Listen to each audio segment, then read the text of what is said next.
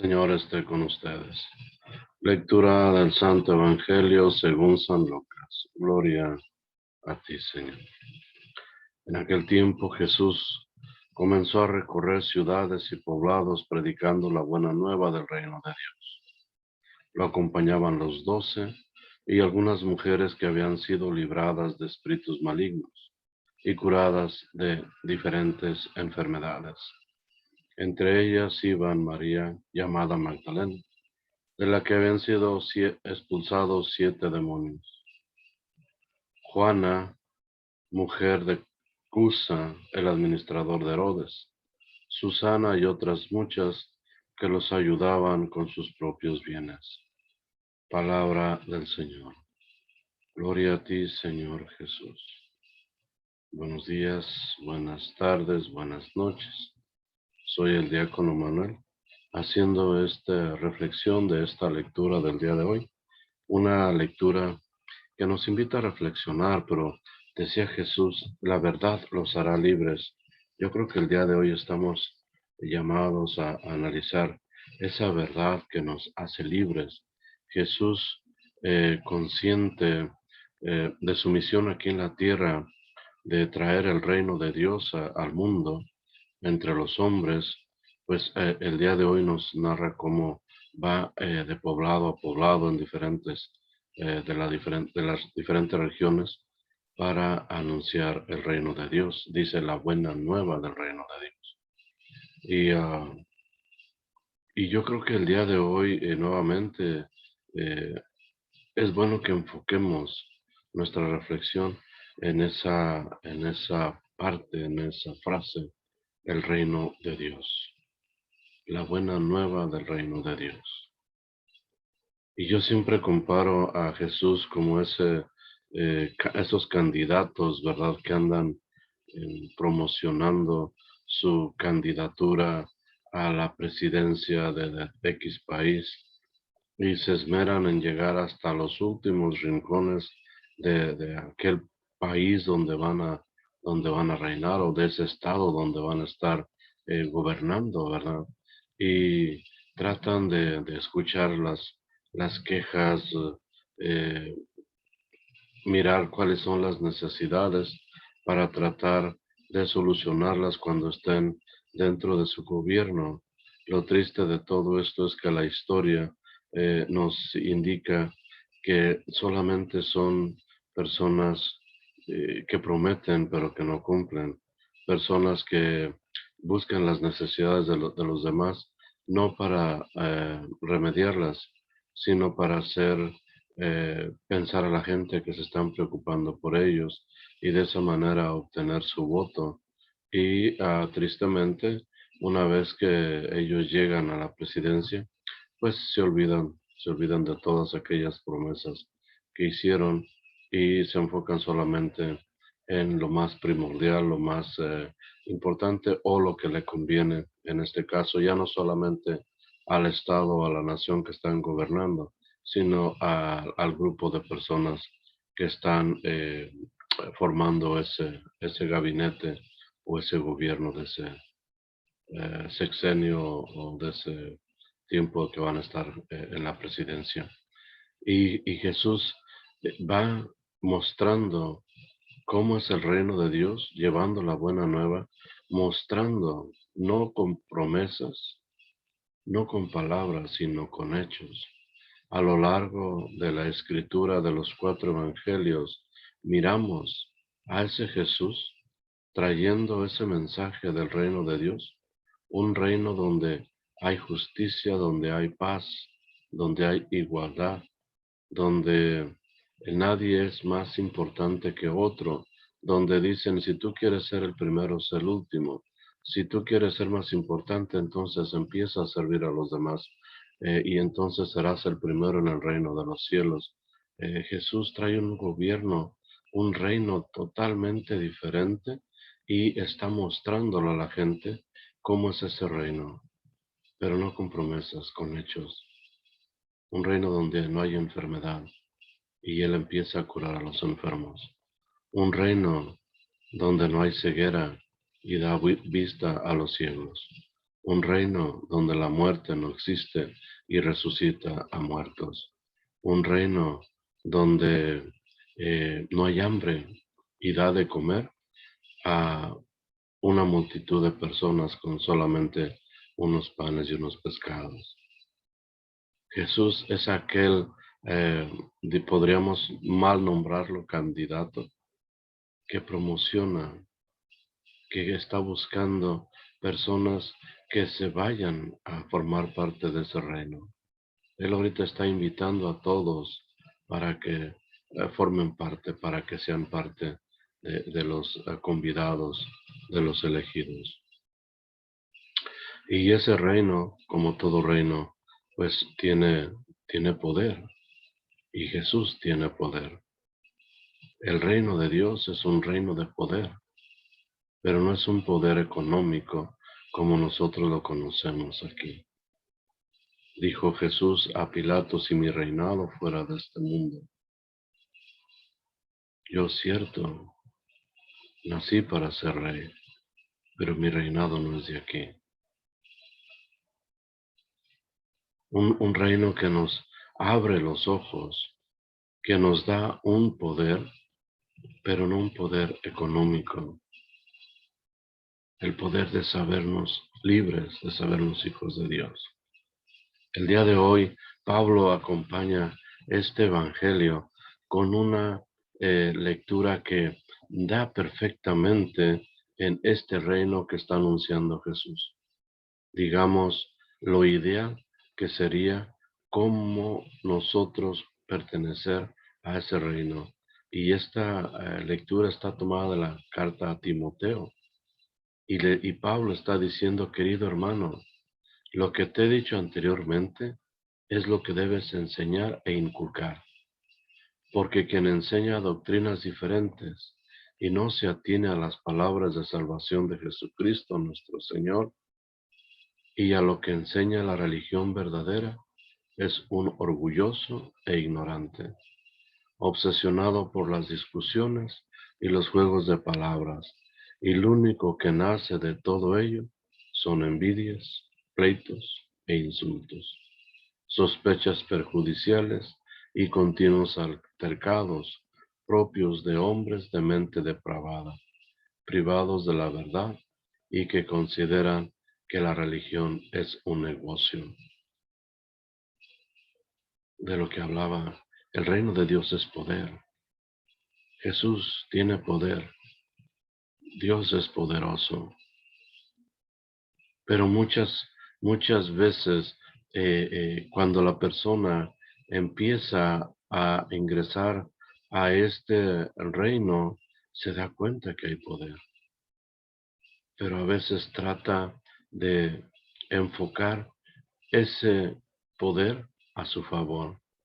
Y empieza, como dice Pablo, a enseñar doctrinas diferentes que no van con el mensaje de salvación que Cristo traía.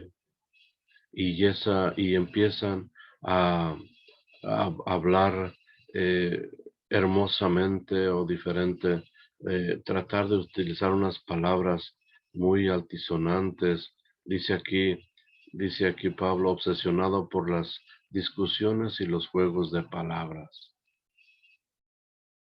Es una tristeza que quien enseña esta religión, quien está llamado a llevar el mensaje de Cristo, no se apegue a este mensaje, a un mensaje de salvación, sino que lo vuelva orgulloso y por eso mismo lo lleve a una ignorancia y a tratar de mostrar a los demás con palabras hermosas, con juego de palabras que él tiene la verdad.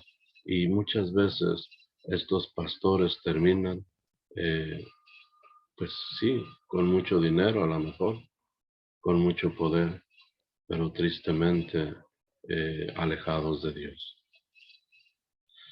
Dice Pablo, ciertamente la religión es un gran negocio, pero solo para aquel que se conforma con lo que tiene. Pues nada hemos traído a este mundo y nada nos vamos a llevar. Por eso, teniendo con qué alimentarnos y con qué vestirnos, nos damos por satisfechos. Como Pablo lo pone como un gran negocio. Y tristemente muchas personas lo toman literalmente. Un gran negocio donde se pueden vender las bendiciones, donde se puede vender el agua bendita, donde se puede vender los sacramentos, donde se puede vender tantas cosas. Ya en otras homilías he comentado que en la manera como se ha estipulado, a veces marcará como que esto estamos en un mercado. ¿Cuánto me cuesta bautizar a mi hijo, a mi hija? ¿Cuánto me cuesta casarme? Y no es un negocio, la iglesia no es un negocio, la religión no es un negocio. Lo ideal sería, ¿cuánto debo yo de aportar? ¿Cuánto debo yo de ayudar a la iglesia? No solamente cuando me voy a casar, no solamente cuando me voy a bautizar, no solamente cuando necesito de ella. ¿Cuánto es mi aporte para que la iglesia, la palabra de Dios se siga expandiendo? El mensaje de Dios se siga llevando. Y entonces ya no se tendría que poner un costo ni una cantidad para un determinado servicio en la iglesia. A veces por la dureza de nuestro corazón, la dureza de nuestro bolsillo, de ayudar y soportar a la iglesia, apoyarla, es que se tiene que poner una cantidad. Pero entendámoslo, que no es un cobro. Si no se pudiera cubrir, es necesario hablar con el sacerdote y decirle, no puedo, aunque quiera, no puedo, de verdad no tengo. Y el sacramento se debe de administrar, se debe de dar, porque al sacramento no tiene costo, no tiene precio. Pero volvemos a lo mismo. La iglesia tiene que sostenerse, tiene que cubrir sus gastos. Todo lo que se va en ese edificio donde nos reunimos semanalmente o diariamente tiene un costo. Hay que pagar. Y si no se ingresa ese dinero, ¿cómo se le puede hacer para sobrevivir? Si nosotros empezamos a hacernos conscientes de que la iglesia depende de mi ayuda económica, estaríamos más abiertos, ya no solamente para dar ese dólar o para dar esos $5, sino para decir, soy responsable y le regreso a Dios ese dinero o su parte que le corresponde al haberme dejado trabajar toda esta semana. Dice, continúa Pablo diciendo, los que a toda costa quieren hacerse ricos sucumben a la tentación, caen en las redes del demonio y en muchos afanes inútiles y funestos que hunden a los hombres en la ruina y en la perdición.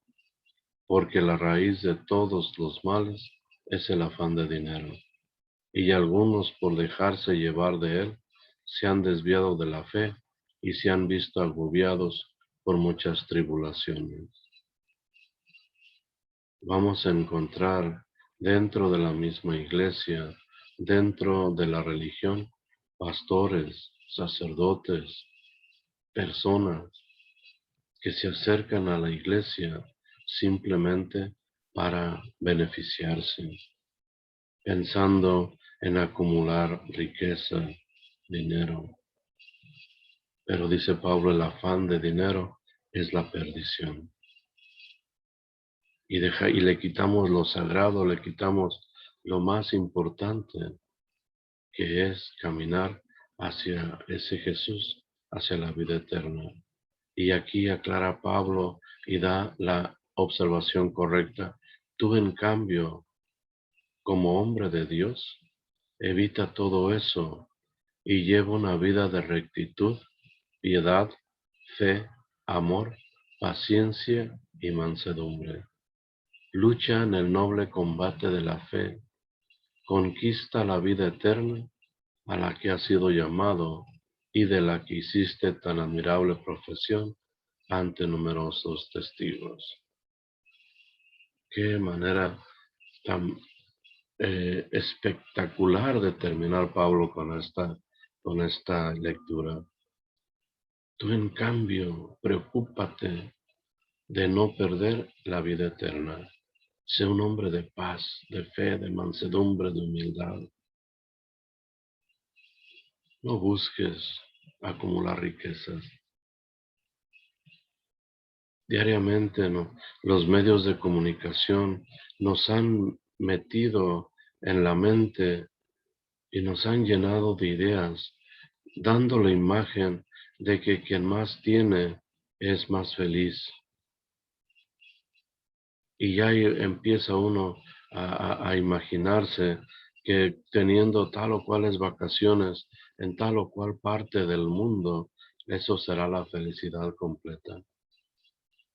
Y sigue la publicidad en los medios de comunicación, en las noticias, en la radio, en todo, diciéndonos que el que no maneja tal o cual carro no es feliz, no es exitoso. Que la persona que no viste determinada marca de ropa no es una persona de éxito, no es una persona feliz. Y ponen a la gente allí vistiendo aquella ropa feliz, contentos, riéndose. O aquellos que andan por allá manejando aquel carro felices y contentos, o los que andan en la playa de vacaciones. Y nos están metiendo esa imagen de felicidad falsa. Y nosotros, como consecuencia, nos metemos en esa carrera de tratar de acumular tanto trabajo, dinero, para poder darnos esa vida que muchas veces nosotros mismos nos la hemos ocasionado. Y a veces estamos hasta el cuello de deudas, de pagos. Y sigue los medios de comunicación. Si no vives en tal parte, si no tienes una casa que tenga tal y tal cualidad, que esté grande, o que en tal barrio, no eres una persona exitosa, no eres una persona feliz. Y ya la persona anda en busca de esa casa en determinado lugar, en determinado espacio y con determinadas características para saber que es exitoso, que es exitosa, aunque los pagos sean altísimos y a veces no se pueden cubrir. Pablo nos llama a la cordura, a vivir con humildad, con mansedumbre. Y por eso hablaba en un principio de que el día de hoy este evangelio, esta lectura nos invitan a liberarnos, a saber que eso no es importante, que la felicidad no se encuentra en lo material, que la felicidad no se encuentra en una profesión, no se encuentra en una buena casa, en un buen carro, en manejarlo el mejor modelo, o tener determinadas cantidades de propiedades o determinada cantidad de dinero en el banco. Eso no hace la felicidad. Y no quiero decir que si se tiene casa, se tiene carros, esté mal. Lo malo es poner nuestro corazón en esas propiedades y pensar que de esa manera voy a ser feliz. La felicidad se encuentra en Dios, en vivir su mensaje, en vivirlo y transmitirlo a los demás. Ser trabajador de Dios, mensajero de Jesús. Y como recompensa, como pago, es la vida eterna. Ya hablábamos allá de aquellas homilías donde aquel que encuentra un tesoro va y vende todo lo que tiene y compra el terreno donde está el tesoro para ser dueño de él. Ese es el reino de Dios. Una vez que descubrimos su valor y que estamos llamados a tenerlo, vamos y vendemos todo lo que nos estorba. Nos deshacemos de todas aquellas cosas que no nos sirven y nos enfocamos en alcanzar ese reino de Dios. Por eso Jesús decía, ve y vende todo lo que tienes y repártelo a los pobres. Y por eso las primeras comunidades de cristianos, dice la Escritura que vendían todo aquello que tenían y lo ponían al servicio de los demás, porque sabían que la recompensa que tienen no se compra con propiedades, no se compra con dinero, se compra con servicio, con buenas obras, con buena vida, buena conducta, y de esa manera nos vamos acercando a ese reino de Dios, a esa vida eterna que Jesús nos ha prometido. Que este día pues podamos nosotros hacer un análisis de todas aquellas cosas que están ocupando nuestra atención y nos se mantienen distraídos, a veces sobrecargados de tareas. Ojalá el día de hoy podamos decir, esto no me sirve, esto lo tengo que dejar. Al final de cuentas, caminar hacia Jesús, caminar con Jesús y llevar su mensaje, no necesitamos buenos vehículos, no necesitamos dinero en el banco, no necesitamos valiosas propiedades.